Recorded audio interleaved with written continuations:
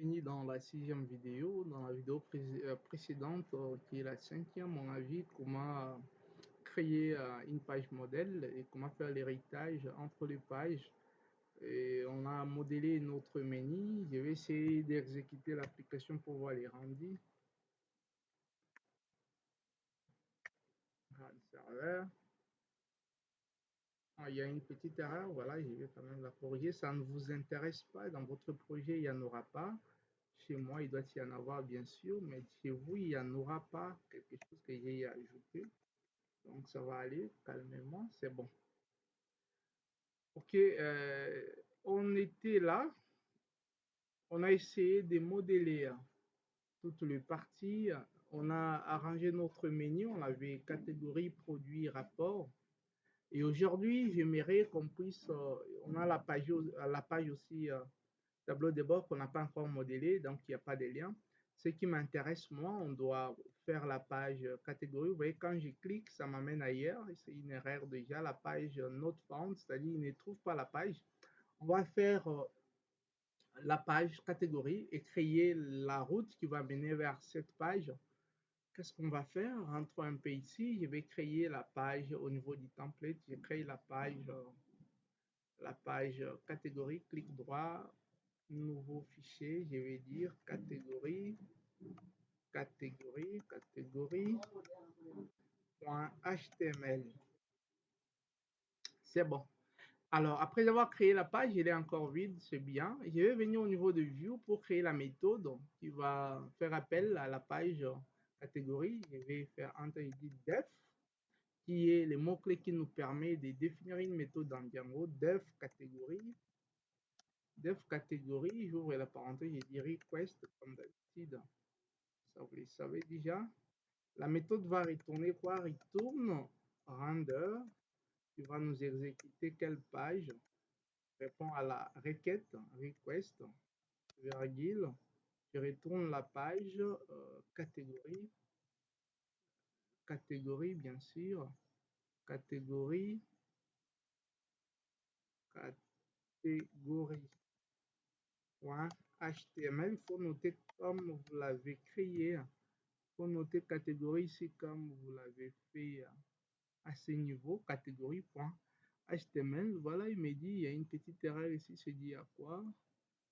Qu'est-ce qui l'inquiète? Request, voilà, ici, je n'avais pas bien noté request. Ici, c'est comme ça, request. Voilà, il est en conflit avec cette variable-là, il ne la reconnaît pas, ça marche.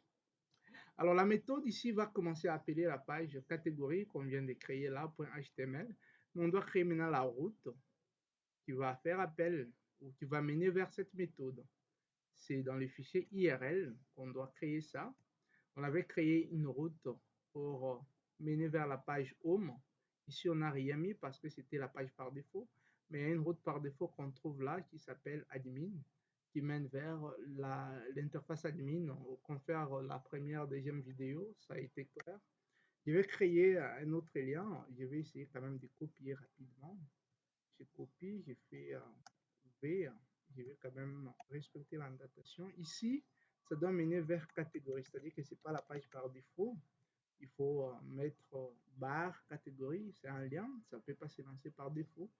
Et ici, la méthode qui fait appel à la page catégorie, on l'a créée au niveau de View, qui est là.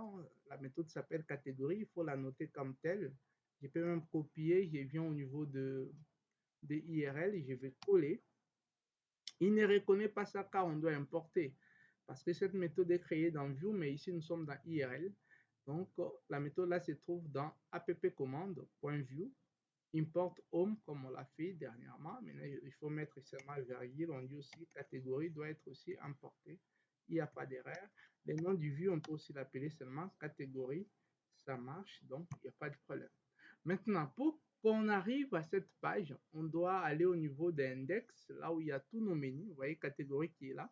On doit faire de sorte qu'une fois on clique sur catégorie, ça nous amène vers la route qu'on a créée qui fait appel à la page catégorie. Mais ici, vous voyez plutôt la balise A qui est la balise des liens qui permet de faire naviguer de page en page. Là, il appelle une page qui est inconnue, raison pour laquelle quand on cliquait là, il nous amenait ailleurs. Maintenant, on doit définir ça selon la syntaxe Django. Il faut mettre les broquettes, pourcentage, pourcentage. Vous dites IRL. Là, vous mettez apostrophe, apostrophe. On doit définir le nom de IRL. Là, c'est catégorie, comme on l'a nommé comme ça. Et on va essayer d'actualiser la page et essayer de cliquer à quoi ça va ressembler.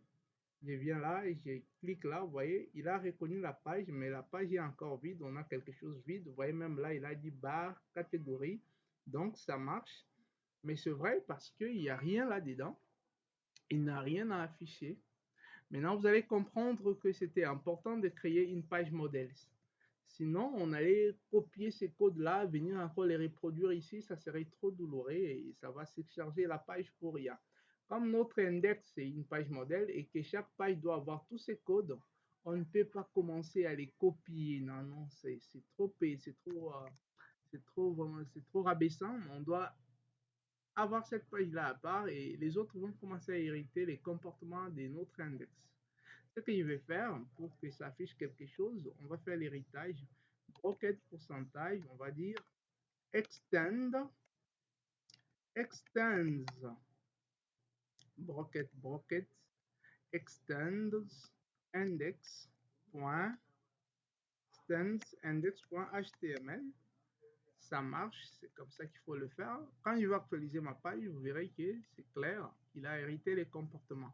Voilà, pour index, tout ce qui va changer, c'est les contents, c'est-à-dire les milliers. Vous vous rappelez que dans la page index, on a laissé le bloc content qui est vide, qui variera selon les comportements de chacune des pages. Index, où est le bloc content? Je ne vois plus ça. Oh là là, c'était bien créé ici.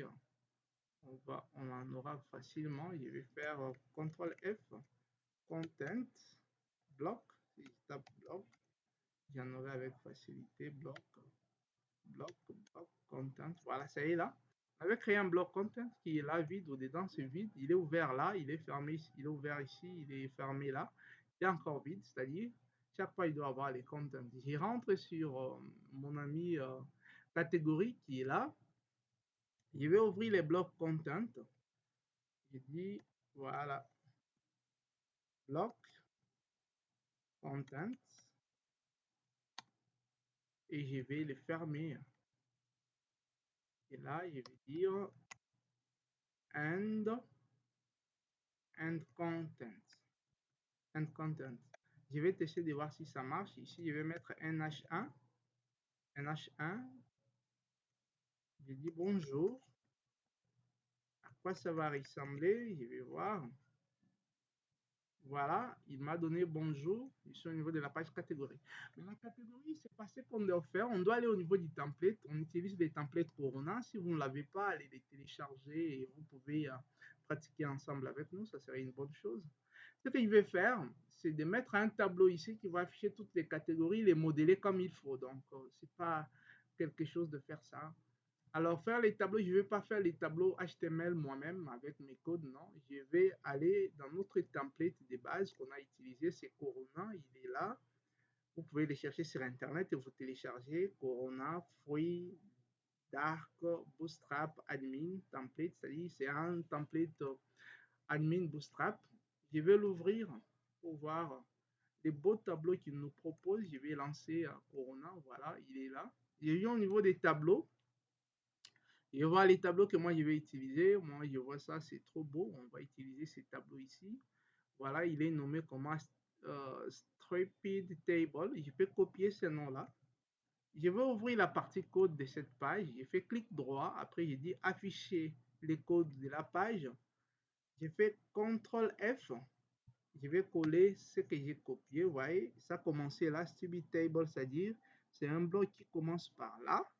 Je vais les copier jusqu'à la fin. Calmement, je me tiens Shift. Non, je clique, je me tiens, je vais sélectionner calmement jusqu'à l'endroit où les tableaux vont se fermer. On va couper par là. Ok, j'ai quand même débordé. Vous voyez, les tableaux se ferment là, les blocs, c'est jusque là. Je vais copier, CTRL-C, je viens au niveau de ma page catégorie, au niveau des contents, on va coller tout ça. On va essayer de voir à quoi ça ressemble. je vais venir là, je vais actualiser, voilà, je vais quand même actualiser la page, je pense que ça doit marcher. Voilà, ça marche. Et j'ai vu au niveau des catégories, vous voyez, j'ai quelque chose pareil qui n'est pas beau, qui ne cadre pas. Il y a un petit souci, hein, il faut qu'on puisse revoir quelque chose. Je vais rentrer quand même là, dans les codes, je vais essayer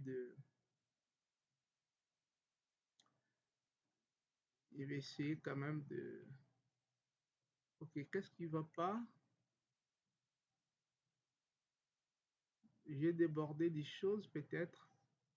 Ok, je vais essayer de reprendre la logique. Je vais d'abord enlever tout, bloc, content and block, content, c'est bon. Alors je rentre au niveau du template, je vais voir qu'est-ce que j'ai pris des trop ou comment. J'ai tapé à côté quelque part.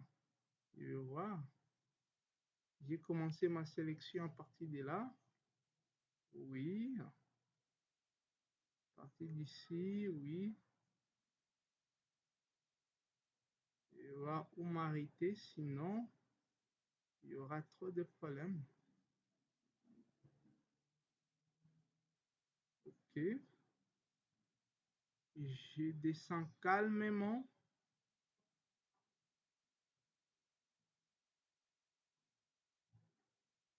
Content soit pair.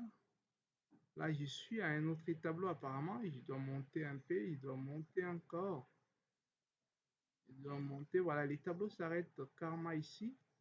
Il faut bien vérifier, sinon on doit prendre trop de tableaux pour rien. Ça commence par là. Je vais copier. Je rentre là. Je vais coller. Quand vous prenez en cascade, ça va vous créer autant de problèmes. Pas autant, mais quand même, vous saurez. Voilà, les tableaux est là. Dans la joie et bonne humeur. Je vais essayer de les modeler. Je vais changer, si je vais dire gestion des catégories. Et ça, je peux enlever ça. Après, on va mettre un bouton par après. Quand on va faire comment ajouter, on va modeler. Je copie ces mots-là. Je vais les chercher dans ces codes avec CTRL F. Je colle ça. Voilà, ici, je vais dire gestion de catégorie. Gestion des catégories. Gestion des catégories, ça marche. On peut commencer à vérifier mot à mot. Ah, je suis là. Voilà, gestion des catégories. Ça, je peux effacer ça. Je viens là, je vais descendre. Ça y est là. Un P là, un paragraphe qui est là, je l'efface. Puis je vais vérifier, toujours là. Ça marche. Alors, par rapport aux colonnes, on doit changer de catégorie. Il n'aura que deux colonnes, ou trois colonnes. ID, bon, il y a les codes, c'est des colonnes, code et libellé. Après, on aura une colonne pour les actions, supprimer, modifier et autres. Je viens là et je vais voir les colonnes du tableau. Vous voyez que les tableaux commencent là. Les templates nous a déjà tout donné. On n'a qu'à changer ici. Ici, on va dire c'est code. Code. Ici, on va dire désignation de la catégorie. Désignation. Et là, on va effacer tout ça. Ici, on va dire action. Action. Action. Après, on va chercher la partie body, c'est-à-dire, on va d'abord, c'est déjà bon pour ça. Voyons d'abord ça. Après, on va voir à quoi ça ressemble. Après, on va modeler carrément. Vous voyez qu'on a trois colonnes, mais les données maintenant débordent. On va enlever aussi ces données ici et rester avec une seule ligne qui va respecter les choses. Je viens là, je vais voir au niveau des lignes. Vous voyez, body, les corps du tableau commencent là. Pour les body, il y a des images. Il y a un TD qui est là, que je dois quand même enlever. Ça, pour l'image, ça part. Et ça aussi, ça part. Ça aussi, ça part. J'enlève quand même tout ça. Les TD ici, j'enlève. Voilà, je vais commencer à enlever les TR. Je vais rester avec un seul TR pour que je sois dans la paix. TR ici aussi doit partir. Je ne sais pas, il était ouvert quelque part, mais on ne voit pas. Voilà, je vais essayer de monter. Voilà. TR ici doit partir aussi. TR là aussi doit partir. TR ici doit partir. Je vais voir à quoi ça ressemble déjà. Voilà, ça reste 3 TR. Je vais enlever les 3 là. Après, je vais garder un seul. TR aussi ici, il doit partir. Jusque-là, partez. J'ai pas besoin de vous. Je vais voir à quoi ça ressemble encore. Voilà, je reste avec un seul TR. Maintenant, je vais changer au niveau de TD. TD qui sont des lignes de colonnes. Alors, je viens au niveau de ces TR. Au niveau de ces TD, je dirais, comme c'est les codes, il sera encore vide d'abord ici. Je vais dire, par exemple, je dis 1. On va quand même changer ça par rapport à notre évolution. Vous allez voir ce qu'on va faire. Je dis c'est 1. Et bien sûr, c'est TD, ça peut rester comme ça. Celui-ci, ça donne quoi? Trop d'images, je les supprime. J'ai besoin seulement de 3 TD. Celui-ci aussi peut partir. Je laisse 3 TD, ça marche. Après, je peux actualiser pour voir à quoi ça ressemble. Voilà, maintenant là, c'est bon. Au niveau des actions, j'aurai quelques actions ici. J'aurai S comme suppression et M modifié, mais on va mettre les icônes ici à la longue. Donc ça, c'est un exemple. On va mettre les A en fait.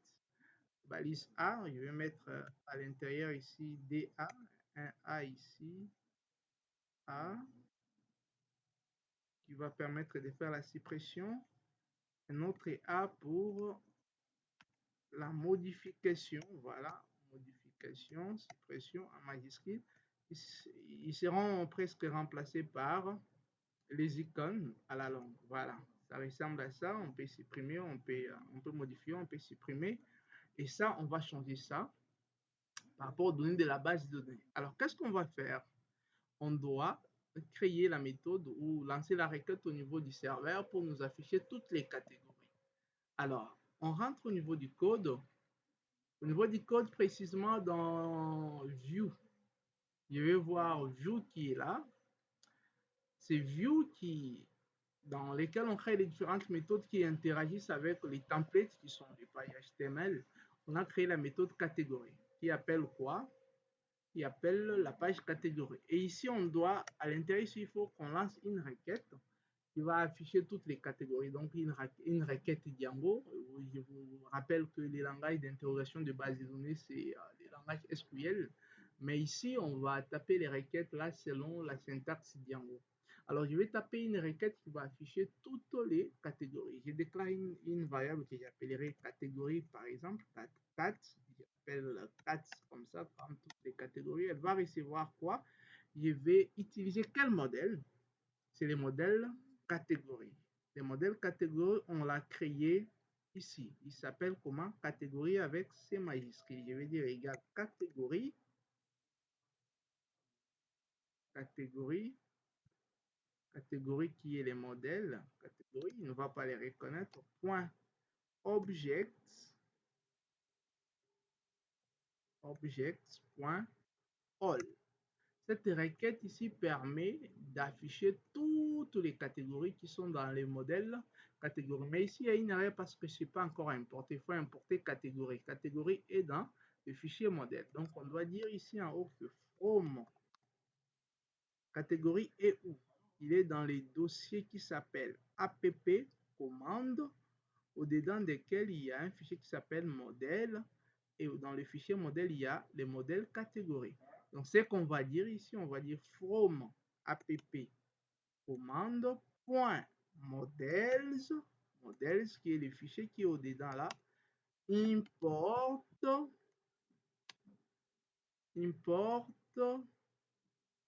catégorie. D'accord? Là, il n'y aura pas d'erreur. Voilà. Maintenant, pour que cette variable soit utilisable au niveau du template HTML catégorie, donc les templates là, on doit quand même le voir. On doit voir ces templates là. Je vais essayer un peu de descendre ça, voilà. le template catégorie qui est là, on doit créer un dictionnaire qui doit commencer à récupérer les variables qu'on va peut-être déclarer ici au milieu. Je vais l'appeler TXL égale. Voilà, c'est comme ça qu'on crée un dictionnaire. Je crée un élément du dictionnaire que je vais appeler 4. Comme ça, il va récupérer les valeurs de la variable qui est là. Vous voyez que ça a récupéré. Maintenant, côté template, ici, je vais ajouter notre dictionnaire là, CXT. Voilà. C'est-à-dire que les variables qui sont là-bas seront visibles au niveau du template. Maintenant, au niveau du template, qu'est-ce que je vais faire? Je viens au niveau des catégories, précisément au niveau du tableau, dans les body du tableau, je vais faire une boucle qui va m'afficher toutes les catégories. Pour faire la boucle, je vais dire bracket. Je vais utiliser la boucle for. Je vais dire for. Je déclare une variable for C qui veut dire catégorie in. Notre variable est là-bas, on l'a appelée 4 comme ça.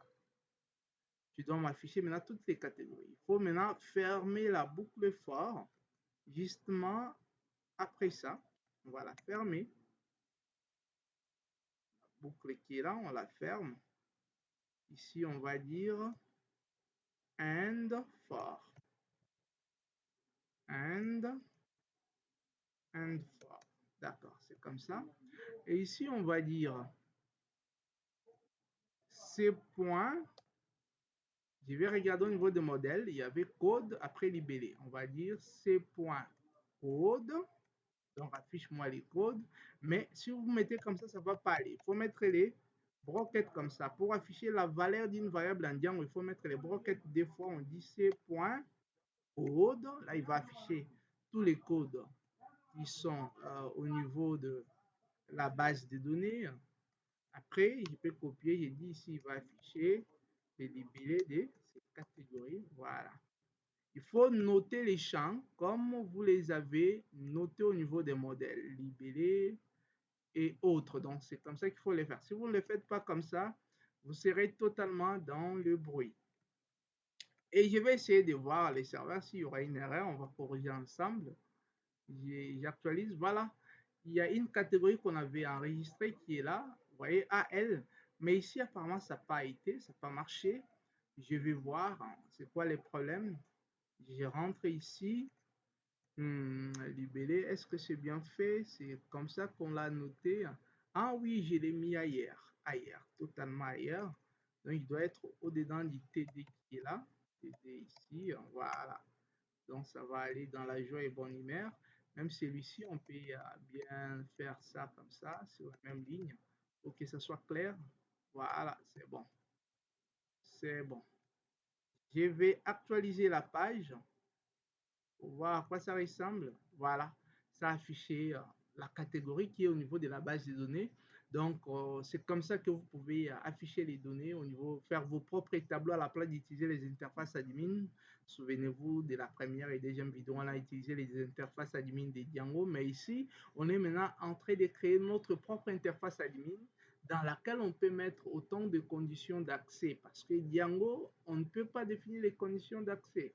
Parce que là, c'est le super user qui se connecte. Étant super user, c'est-à-dire l'administrateur de base, il n'y a pas de conditions, il n'y a pas de restrictions. C'est ici que vous pouvez déterminer que cette page sera visible au gestionnaire. Celle-ci non plus, voilà.